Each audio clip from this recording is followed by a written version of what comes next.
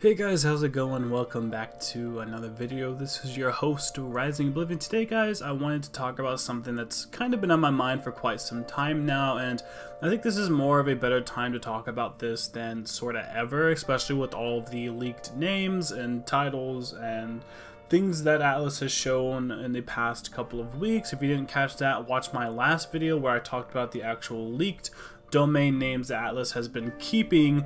A lot of people had some misconceptions about that video, and I want to explain a little bit about that, but also what it means going forward with something like Persona 5 and also Persona 6, and what we might potentially see and what I think would be best for the series itself. And first things first, when it came to the domain names, I noticed a lot of people talked about the fact that there had been domain names for Persona 5 that they have had for years, but the thing is that they are re-upping some of them, and some of the other ones they got rid of, like the P25AG, a couple of different ones.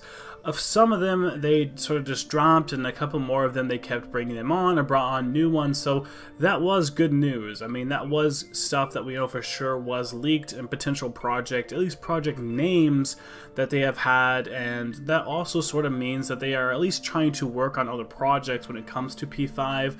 I think a lot of people want to know what that might mean and what that also means for something like Persona 6, because I know a lot of people, especially because of just the popularity of Persona 5 and how many people jumped on board when it came to just Mega 10 because of Persona 5, I think a lot of people are attached to that, and you know what, maybe rightfully so, maybe not. I think there are better games within the series. I'm a big fan of SMT3, I always have been, even though like P4 and P5 were my introduction to Mega 10. However, I still really have a soft spot when it comes to SMT3, but a lot of people I think are jumping on board on P5 and would love to see those characters come again to P6, and I know a lot of people do not want that, but I think a lot of people do also want that. I think that'd be terrible for the series. I don't think that'd be a good idea. If they were to do something like that, at least have it be like a Persona 2 duology type of thing, where it's not Persona 6, it's not necessarily the next installment, it's just its own game, but it's not actually going to be like the next number within the series. But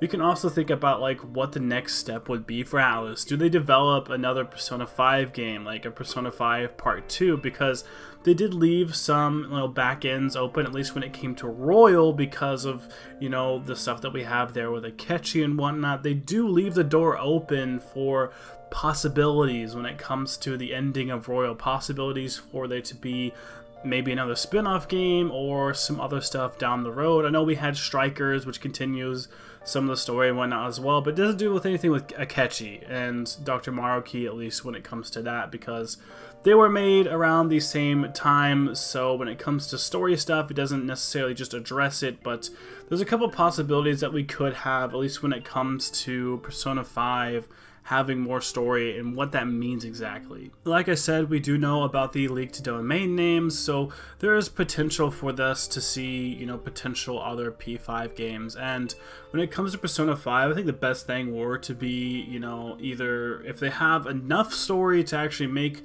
enough stuff here, then maybe do something like the, you know, Persona 2 duology. I could potentially see that being a thing. However, also just a nice spin-off title could also do that as well, but the spin-off titles typically tend to be something that's, you know, a little bit out there. You know, the spin-off titles typically are kind of like, I don't know, I don't want to say like filler, but it's not exactly like main core story stuff. I know there's some stuff there for sure. I mean, definitely, if you play the dancing games, you will see that, at least when it comes to P4 anyhow, that there is story there. There is actually stuff there to see. However, like Persona 4 Golden does show way further in time the characters, you know, much later and having some resolve and stuff. So typically they put like a nice little cap on it at least, but still leave some room for there to be potential spin-offs and stuff. But P5 has some main story stuff that it just sort of doesn't resolve and it sort of doesn't talk about, and I think that's what a lot of people are sort of jumping on, and I think a lot of this is due to Royal and potentially Atlus seeing the potential of what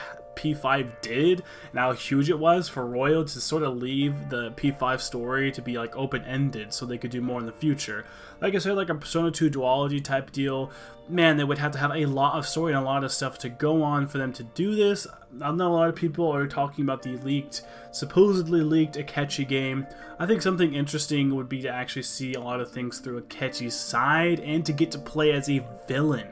imagine getting to play as Akechi instead of the other crew members, getting to see his perspective the whole time, getting to go through some of the different places, meet some of the different people that he has met, and sort of how he, you know, basically uses his power, how he learns about it, how he changes things up with it and stuff like that. Getting to play through a villain's perspective could be kind of interesting. However, I don't know exactly, like, would we just be playing the same story again? How would it work for an Akechi game? I really don't know. It'd be interesting because we do have to think about the ending of Royal and the significance of what we had with Akechi there at the end. Maruoki and Akechi specifically, both of them. I mean, Maruoki's story bit I could see being completely done, but when it comes to Akechi and Joker, I still think that there's something there, and potentially, you know, having that so-called Akechi game leak that had been all over Twitter and everything else, it kind of does make sense in some ways for there to be an Akechi game, seeing as that he is there. I don't know if it necessarily needs to be his game or you play as him, but something dealing with his story definitely seems to be fitting when it comes to what we kind of see at the end of Royal.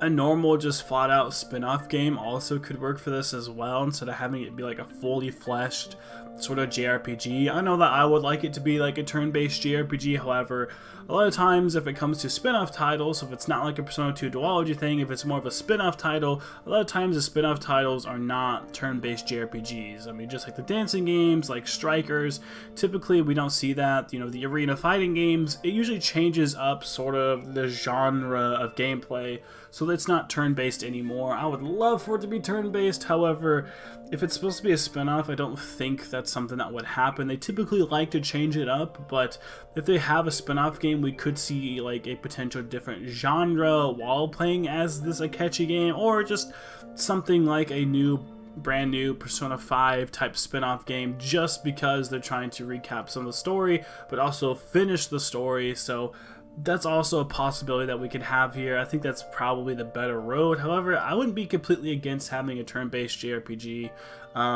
If that is the case and it is a turn-based JRPG, that means it's probably made in-house by the P Studios team, which means that is what they are working on more likely than working on something like Persona 6, which could actually hinder how long it would take to get a brand new experience. I know I personally would like to have a brand new experience, then have them develop another Persona 5 JRPG, so I think having a spin-off actually would be the best case of events, because a lot of times these spin-offs are actually developed by other studios, except for the dancing games. Initially it was supposed to be the Project Diva people who, you know, do the Hatsune Miku stuff for the dancing games, but Atlus said, you know what, not good enough, we're just going to do it ourselves. So that's like one exception, but most of the time it's actually given to other you know, studios like the Mozu games, like the Warrior games, like I said, and, you know, the dancing game, of course, being an exception. The fighting games, that's by Arc Systems, so a lot of times it's done by someone else, which is good, because then that could potentially give, you know,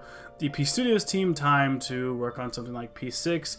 We have had quite a few years now, so having something small, something little, potentially towards the Persona 25th anniversary, I could potentially see something for Persona 6. However, you never really know. It's game development. You never know. It could be years down the line before we even see a little bit of it, but who really knows? Atlus getting bought up by Sega and stuff. Who knows? Maybe they streamlined the process just by seeing how popular P5 was. That part is kind of hard to tell, but when it comes to just normal P5, I still think there's something there. More likely it's going to be a spin-off, and that seems to be actually the best course of events. Let me know what you guys think. Like, comment, subscribe for more content. As always, I'll see you on the next video. Thank you all so much for watching.